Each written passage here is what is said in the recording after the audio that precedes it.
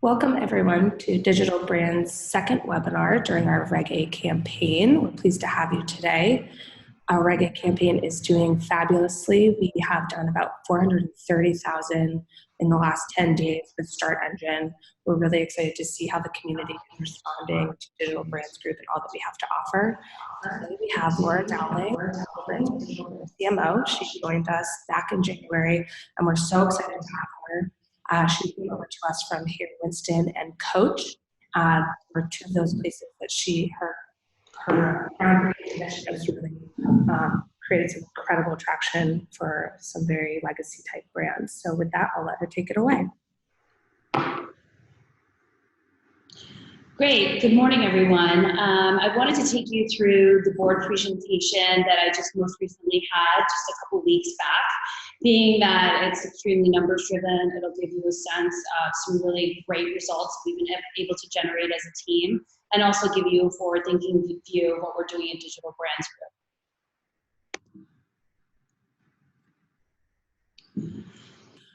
Okay, first I wanted to just give you a little bit of a reasoning as to why I joined DBG. Selfishly, I can say I'm completely marketing driven, and this is a topic that I love to talk about. So doing a webinar today completely resonates with myself, and I'm looking forward to the questions that you have. But I thought that this wheel was actually be a very good visual for you all, because it's actually something that I used most recently in the talk that I gave at the Glossy conference on marketing in Miami just this past weekend. And really what it shows is that marketing is the center point of the proposition that we have at DBG. It really is how we're going to expand the footprint of all the brands holistically. So strategy is really the cornerstone of what we're doing, the marketing strategy.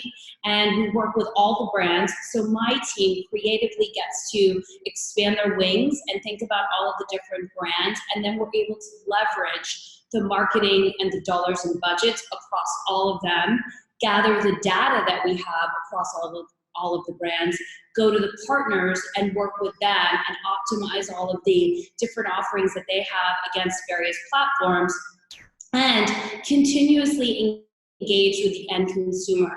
So there isn't just like a ride or die or a one lifeline for one brand. Really, the strategy works holistically across all of these different brands and gathers them together in the back end, where we're able to leverage the data, the partners, and obviously continue engagement. So it is a continuous circle in terms of the marketing strategy and lifeline that the brands will have under the DBG umbrella.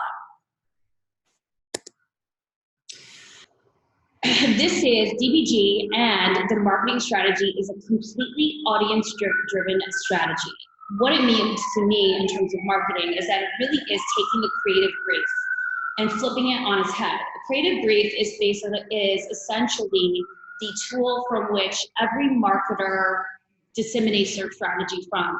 It outlines what the core objectives, your who, what, where, and why for what you're doing, and also the channels that you're going to use to disseminate your strategy.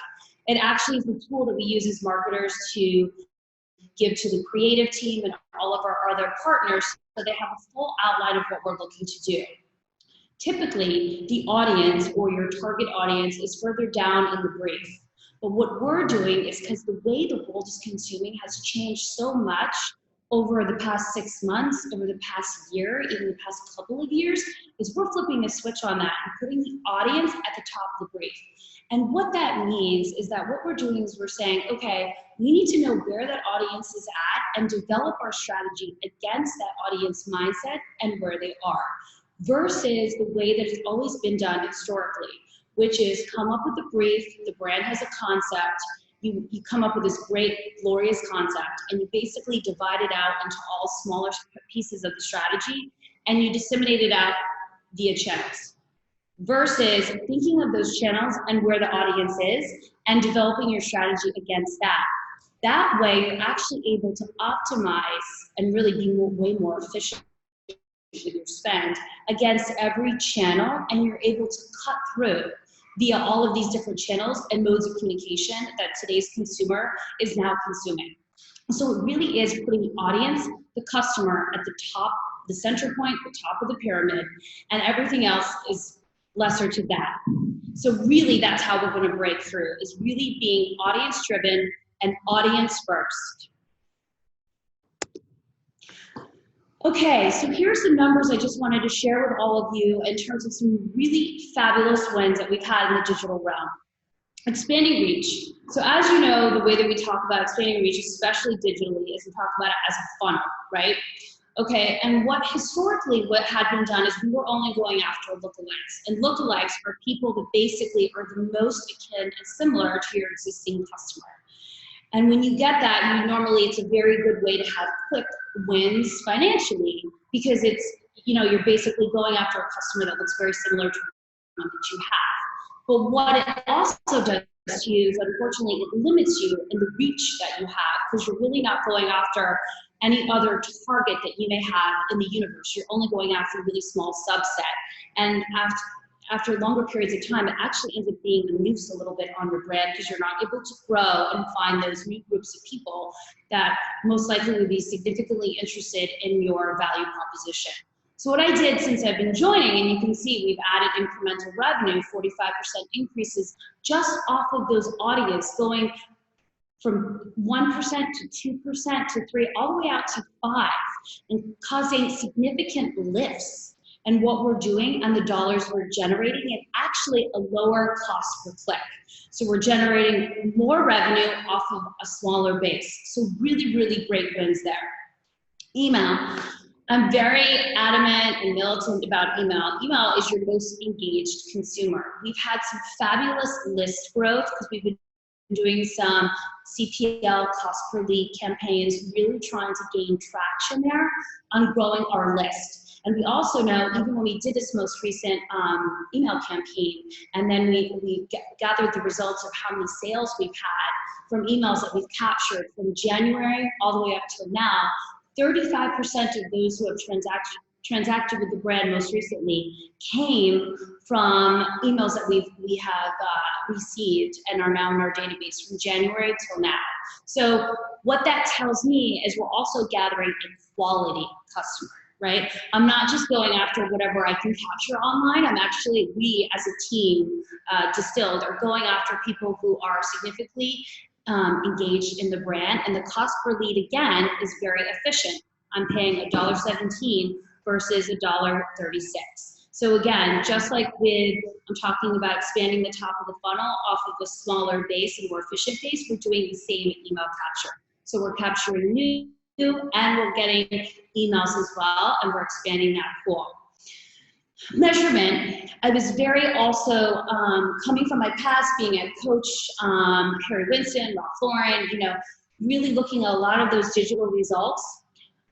What I say when people ask me and talk about ROI versus ROAS, return on ad spend, so it's return on investment versus return on ad spend, I say it's the difference between being effective and efficient. If you want to go out into the universe and just strictly be efficient with your spend, you're only going to get, the same way with being top of the funnel and only going after 1%. You're only going to go after a certain base. You're not really going to be effective. So what I've done here with the team is really develop dashboards that look at being more effective in your spend, yes, while being efficient. I'm not going to go after and have a return on ad spend that's going to go below $1.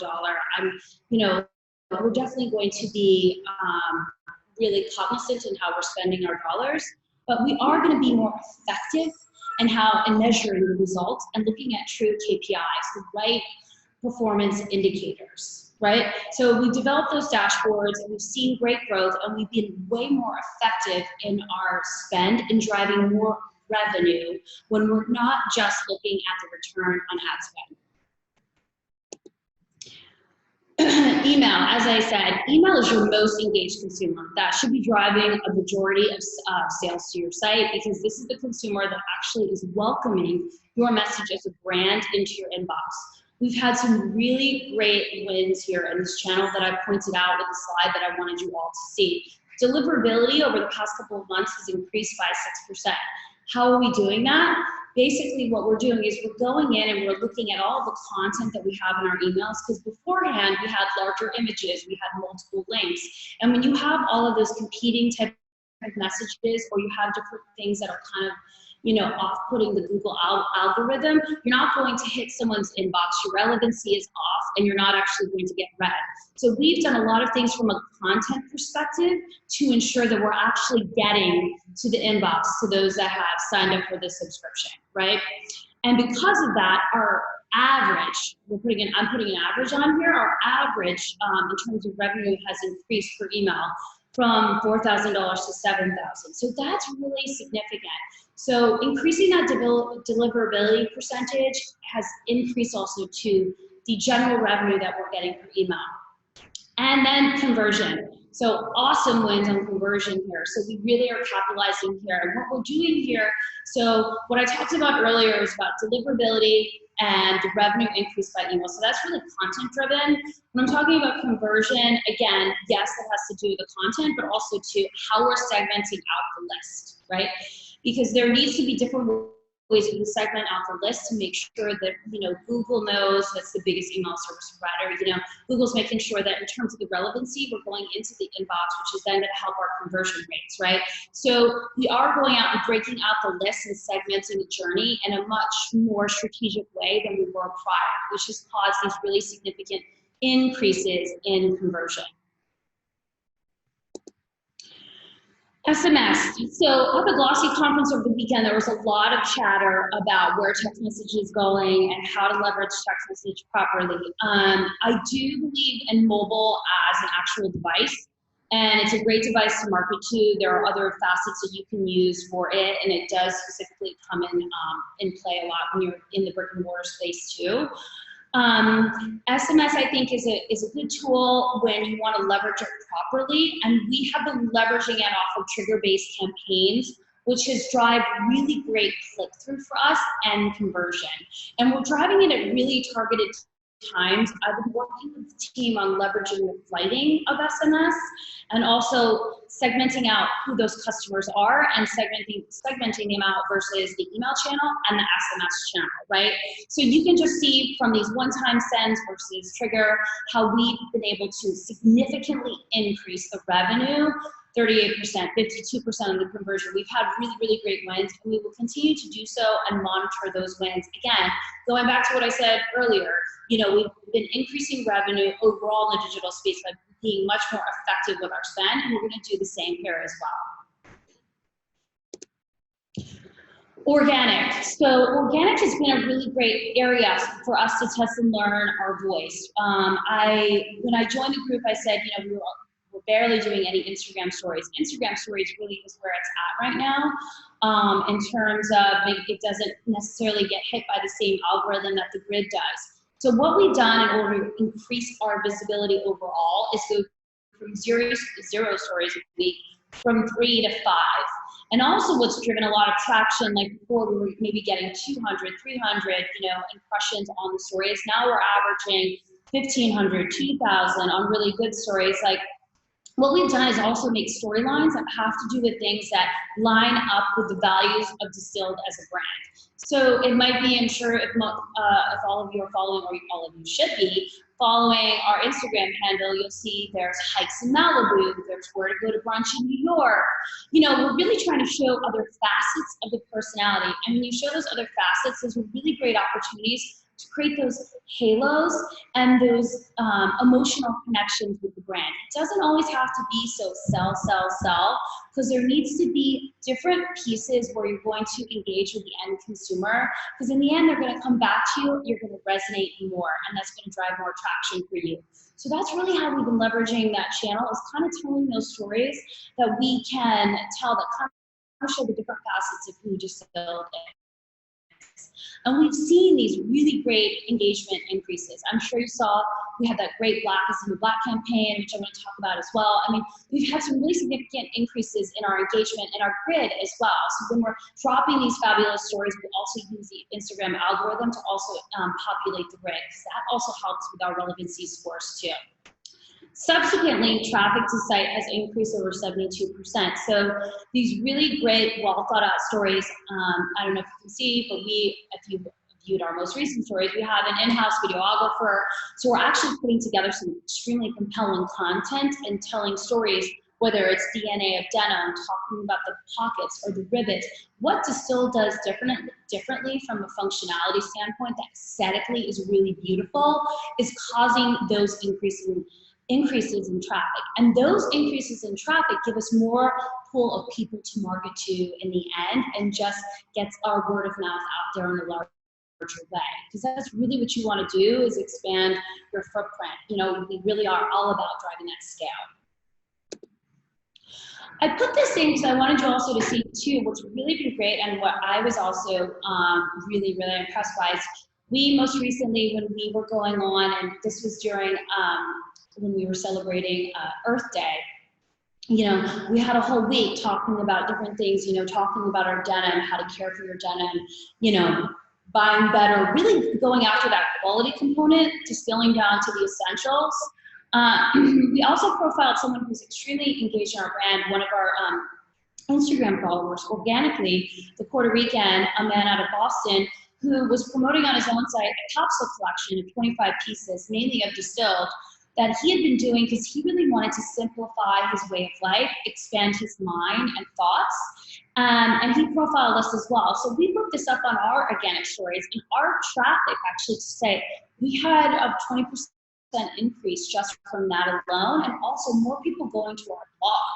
So, you know, you think in this day and age when people are marketed to on a continuous basis and, you know, nobody reads, it's all about pictures. Again, when something is really great and compelling and something like this, where there's a true marriage of two things going on and people being really truly engaged, it does resonate. People do want to read. So this was a really great, nice win for us. Again, starting that organic story, that halo, because you need to have, you know, expressions of the brand in order to drive that scale and traction. Content, I wanted to go over some really great content wins and point out some things that we've done most recently. Here on the left, you can see we promoted the biker jacket, similar to the one I'm wearing, it's in black. You know, we created a landing page, had a video, really had a nice call to action here with this layout. And of the 3,300 new users that went to that page, 76% of them actually went on to the biker landing page. And then another 57% of them actually went on to the actual black bike jacket, that PDP. So we were able to actually drive new traffic to this landing page, engage with them, and get them to take additional steps onto the site. That's a really great, compelling journey to keep people engaged for that amount of time. Really, really great win here. And then also the Terry campaign. You know, again, I can just say personally joining the brand, you know, wanted to make sure, being a woman myself, that, you know, when we have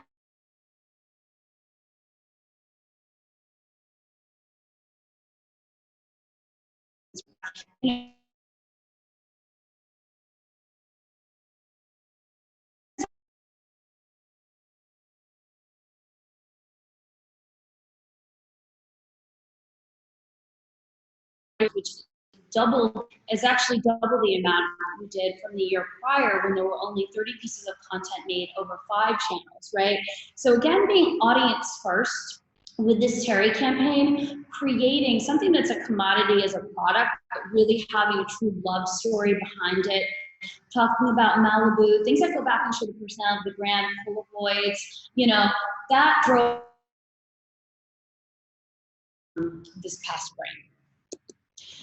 Here again, I just wanted to show some other, you know, pieces of content. Black is the New Black, as I mentioned earlier, was a really great opportunity. We celebrated a holiday. We got all of our followers to celebrate the holiday with us. We had this campaign was all about engagement. It was strictly, truly, really driven on the organic channel. We profiled, we had a contest every day, profiled people who won. We really got a lot of great traction. The other piece of that that we did well here is we played with some other things that were popular in society, being relevant, right? When you're relevant, it's all about either you're in the middle or you're in the way, you know? And I tell the team, like, we need to use that channel like Instagram, which is very relevant, and use the things out there like memes and funny things and ad libs to really kind of constantly engage and be witty and show our personality. And because of that, you know, we drove from Black is the New Black. We had 71% of new users to the site came from our organic channel over that 9-day campaign. Really, really great win.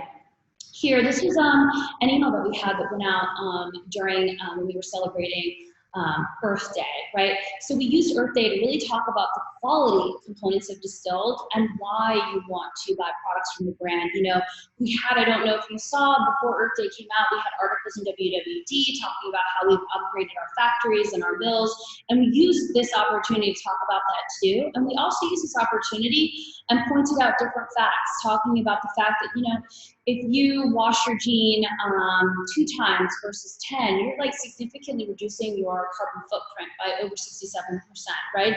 We elevated and put these facts because it's all about educating too, and we found that people actually took the little facts that we had during that whole week when we celebrated Earth Day and reposted them themselves. So there was a virality component to that. This other thing I wanted to show too, these are some of the responses that we got when we were celebrating Earth Day. And we asked consumers, hey, what matters to you about sustainability? And when they came back, they actually said, it is about the quality, it is about the longevity. So when we were going out and putting into the universe and really being audience first and understanding that the sentiment of what people wanted to hear about was sustainability, we were like, we hear you, and we're answering that from the quality standpoint. Because quality and longevity and taking better care of your clothes is in the sustainability conversation. And when we asked that question outwardly, that's what we got back from consumer responses. You know, I can just say from a marketing standpoint, I always tell the team, I mean, we are fully transparent and we're going to stand for what we believe in, because what we're doing, you know, we do have an ethical footprint. We are putting out quality product. So there's nothing there to hide. It's just highlighting those in different ways that's relevant to the end consumer. Again, being audience driven.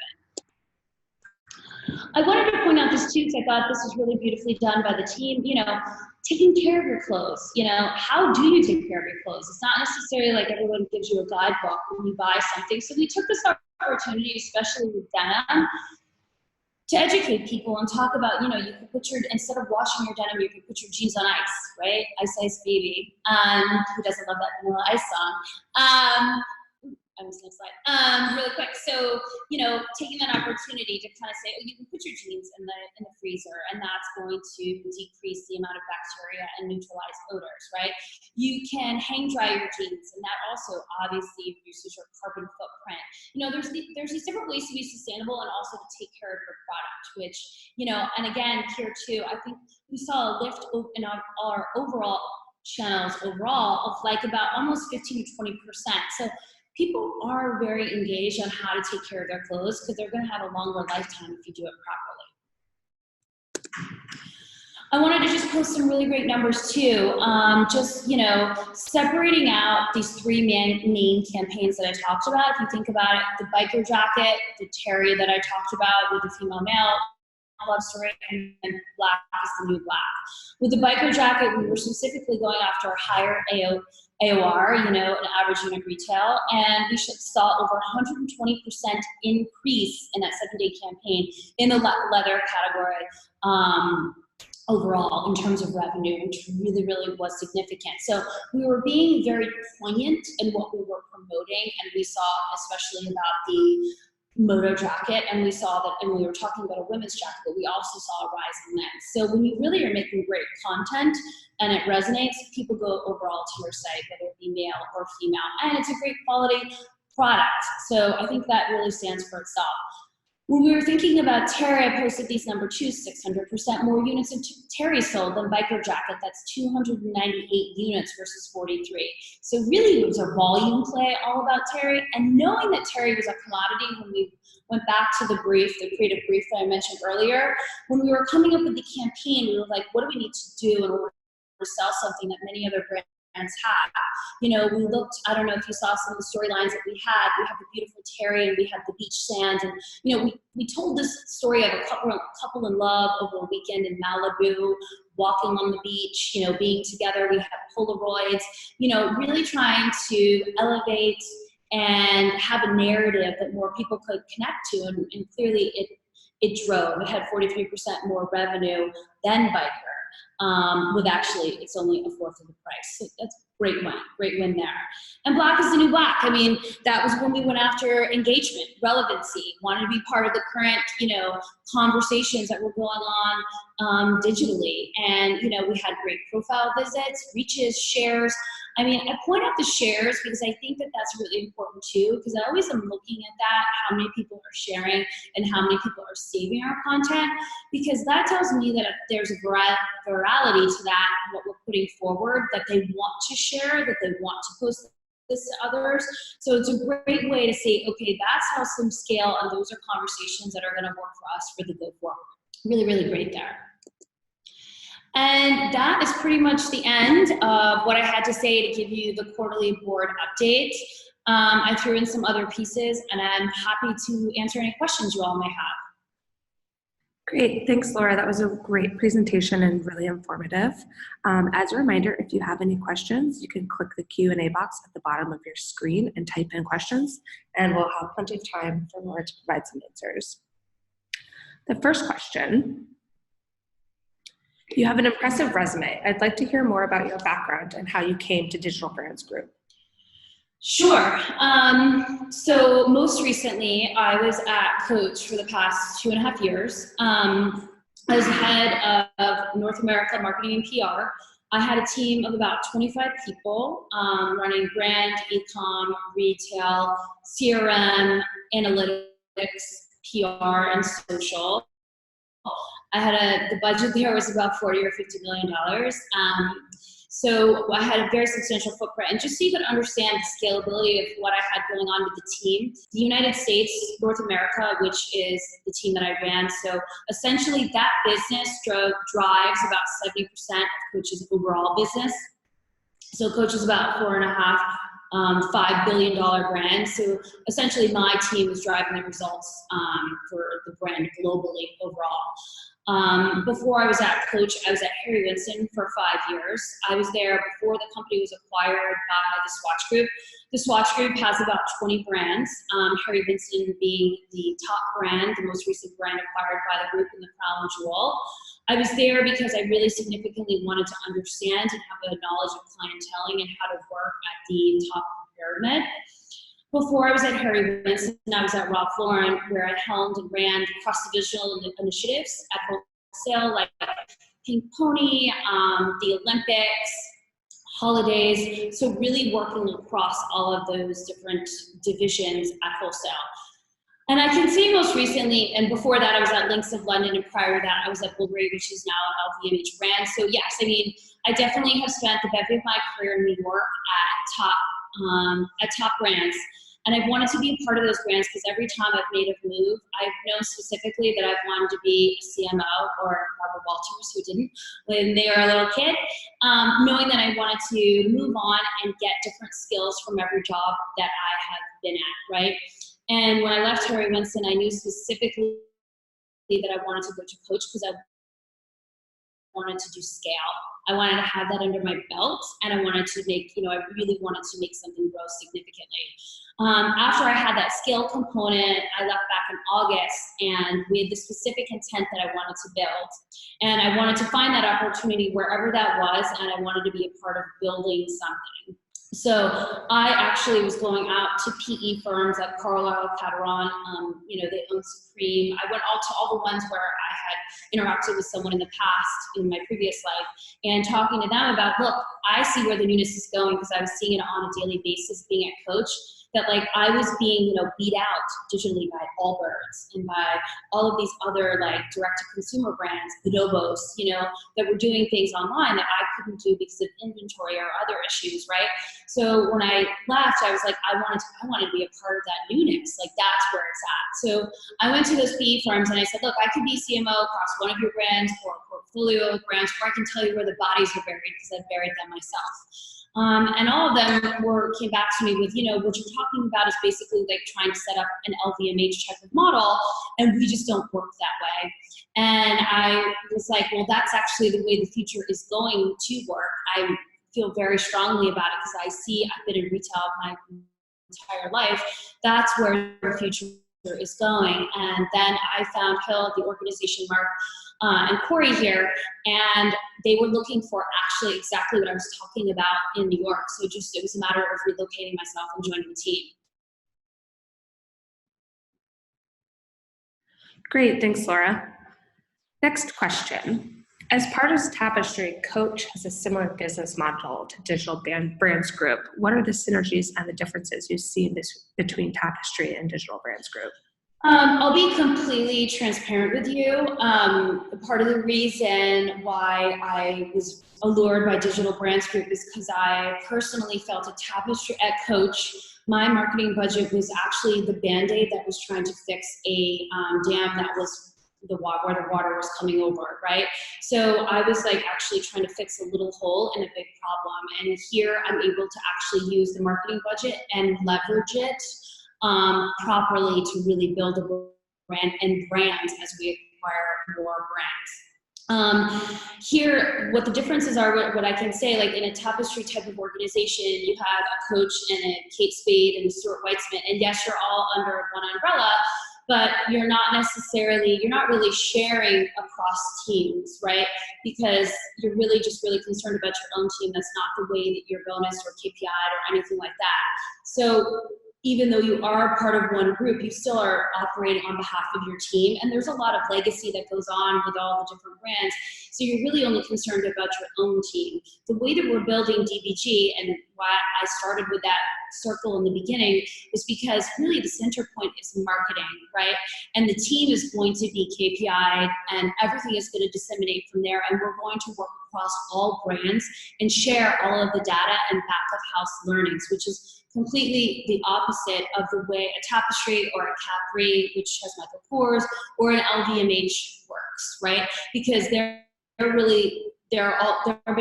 basically focusing on the fact that they're acquiring other brands because they're looking at the different trends and they want to make sure that they can respond to the trends going on in society. So the intent is when one trend is hot, that brand is doing well, and maybe another brand is not, and they'll neutralize each other so there won't really be a loss. Here, we are one holding group, but marketing still is able to leverage that spend across all of the brands. We don't have to really inherently worry about trends because we're sharing the data, which incentivizes consumers in a different way.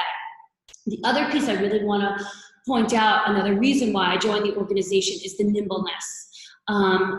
Again, I'm just going back and being very personal with you all, is where I got frustrated with is that, being part of larger organizations and when you're doing bigger buys and you're talking, you're working at a Coach brand, you have to, you see something going on in society and you're like, oh, I want to come out with a new handbag, right?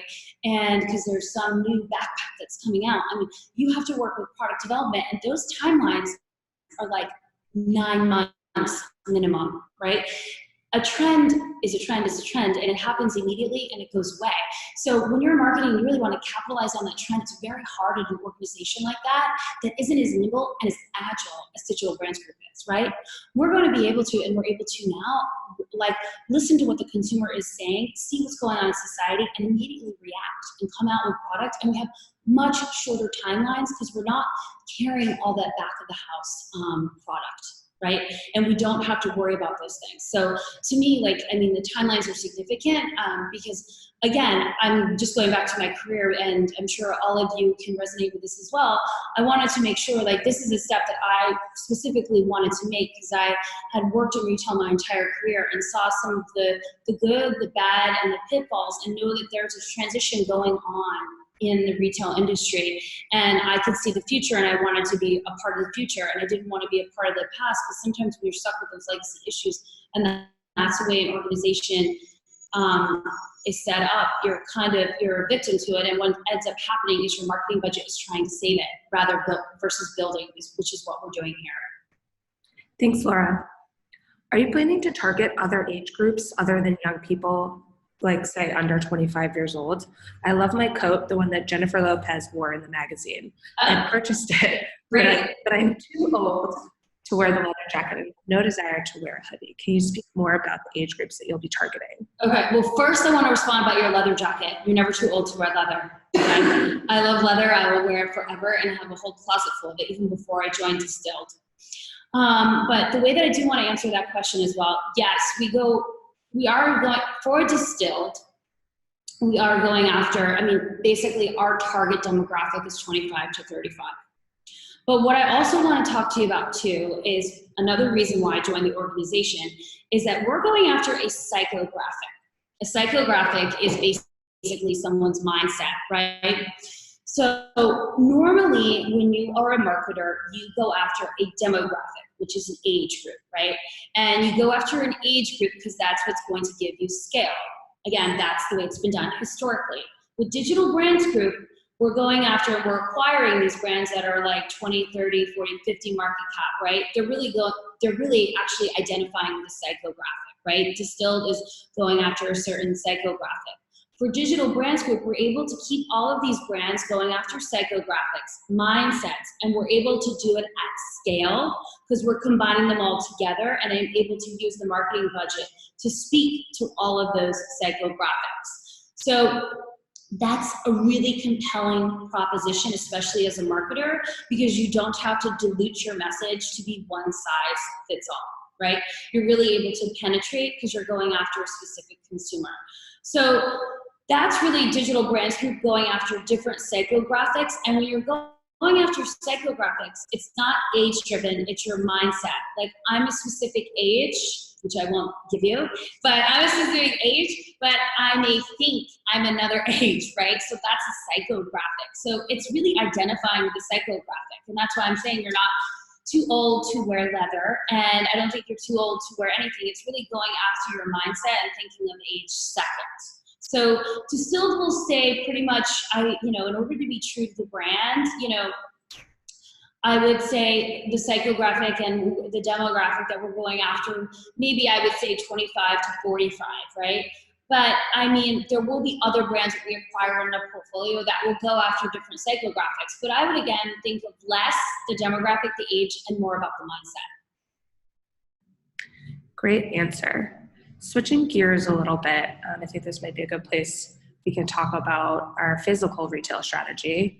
Do you have marketing strategies to appeal to consumers who are interested in buying online but are concerned about fit and put off by the process of buying multiple fits and having to return by mail? That's a great question. To answer you holistically really quick in the industry, I mean, digitally, direct-to-consumer brands, right? Fit is the last hurdle that we have to come over, for digital brands, right? Fit really is the reason why people go into store. So a lot of brands, and I saw Amazon recently trying to do these body scans, people are trying to solve the fit, and we're also working, we have a voracious fit plan for Digital Brands Group. I don't know if you've noticed most recently in our email campaigns, I've started to have the team start to lean into a little bit more when we're talking about denim DNA and talking a bit about the fit narrative. We do have a plan that we're planning to come out with this fall holiday season, where we're going to start as a group to start to get your sizing and go deeper in those core sizes in order, and we're going to go by body type to really identify with people, because in the end what we'd like to do and what we will do actually is get the different body types and fits, and once we have those fits, you'll be able to shop across a multitude of brands, so you won't there won't be any sort of dissipating intrigue into the brand, because we'll have your fit and you'll be able to shop a multitude of brands. So yes, we are working on the fit concept and we are starting that narrative now, and you're going to see us warm up to it even more so through Distilled. Thank you. Going back to engagement, could you speak more to the engagement part of your strategy? How heavily do you invest time and resources toward customer and one-to-one, a smaller audience engagement across either social channels or via different avenues? And how important is that relationship development in your broader brand strategy? I think engagement is key, right? If you think about the way brands, and that's, I'm going to go back to the brief again. If you think about the way that brands used to do this historically, it would be like, oh, I'm Prada, hear me roar. I don't care what anyone else thinks. You aspire to be a part of my brand, and end of story. It's not the way consumers consume now. They want to engage, they want to know your answers, and they want to see behind the curtain. So on a scalable model, to answer your question, you can see through the organic channels and the places where we have a vast amount of visibility, we are asking the consumer to ask us questions. We are asking you to engage with us. And as I mentioned earlier, we are completely transparent in our messaging and stand for and believe in what we're doing. And that's why we like to have that fluid relationship. So we do show the different facets of our brand and go after engagement from a broad standpoint. And I do think it's a key component of our scalable model. And the one-to-one conversations, I mean, you can DM us on Instagram, you can write to our customer service. I do like having those one-on-one conversations. I do think it's a part of our e-com strategy for the go forward. I don't want something that's annoying. I want something that's, definitely that's one-on-one. I do think that there is a part of it that we'll use that will be automated, but, again, going back to my Harry Winston days, I mean, the only way you're really going to drive some sort of relationship is talking to another person. So, we'll have facets that we'll be able to answer things and kind of drive results and get feedback from people digitally, whether it's through AI, but there's always going to be a human component to it. There's always going to be a human that's answering your email. There's always going to be a human that is picking up your phone. I mean, the phone call, I mean, if you think about it, what we want to do, and I'll go back to that fit conversation too, is like we really want to, what we're doing at Digital Brands Group is taking all of those things like bespoke fitting and customer being audience driven and our loyalty program. A lot of the things that we're offering are things that were only really available to the really extremely wealthy, right? They're able to get fittings from a tailor. They're able to have all of these things, and they're able to call Platinum American Express and get someone to pick up immediately. I mean, these are all things that are at their fingertips. What digital has done for all of us is it's really democratized the way that we all receive data and we get things and we learn about things. So it really has actually made it a much more equal standpoint that we all stand on right now, right? So if you think about it, also what we're looking to do too is very similar to Uber, right? Uber offered a private car service, a private car service was really only available to the extremely wealthy. I mean, we're really offering what Uber's proposition was in the beginning. We're offering all of these things like fit, talking to one of us one-on-one if you have a problem with your product. In the end, I mean, that's essentially what we're building and what we're looking to do, to have all of those things at your fingertips and to really make sure and know that the customer is number one. I mean, again, going back to my experiences, I'll just say that, a lot of times when you're in a publicly held company or you're in a company where you're looking at comp, I mean, that's what the conversation is about all the time. And the number of transactions, there isn't a lot of personality behind that, right? There's no personal touch. It's not really audience first. It's not customer driven. And what we're doing is changing that. And we're able to do that because we're a digital brand and we're much more nimble. Thanks, Laura. We have time for about 2 more questions. So just as a reminder, if you have any questions for Laura today, please type them in the Q&A box at the bottom of your screen. Can you tell us a little bit more about the new type of customer you've been acquiring and how it differs from your current customer? The new type of customer, what I'm noticing is, especially when we did that, the leather campaign, is that there is no sort of, there isn't a lot of price resistance there. Definitely new customers are understanding the quality proposition. What I will say, which is a great insight and what the team is working on right now, is a lot of, as I mentioned earlier, we've moved all of our mills and factories over to Europe, right? We've upgraded the quality, we've upgraded the sustainability component, we've updated a lot of the pieces of the actual fabric that we're using versus prior years. So I could say that there is a quality narrative that we're working on, that we're coming out with to help kind of move some of those older customers along and understand how our storyline has evolved. Those are talking about the older customers. The newer customers are seeing the quality, are getting the product and really liking it and not having any sort of price resistance. So from the newer customers, I'm also seeing, especially when I saw all the traction we have on leather, that definitely is going to be a part of our core tenets and campaigns and product offering for the go forward. Okay, and last question. What do you see as your current marketing challenges, and how do you think your marketing KPIs will change moving forward as you add more brands?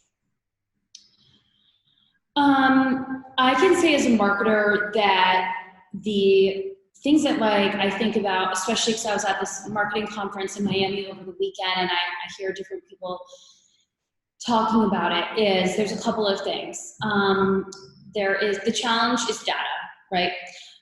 There can be analysis paralysis. So, and what I mean by that is, especially coming from a very data-driven company, you have to be, and I think sometimes I had data scientists on my team. I think that term can be thrown around a lot as well. And the reason I also too mentioned the dashboard in the beginning of this presentation is because I do feel very strongly about being very objective about your work.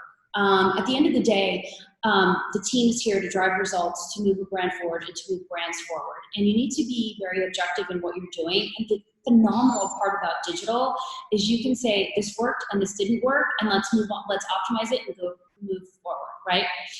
It's a great way to have that to be very nimble and quick in what you're doing.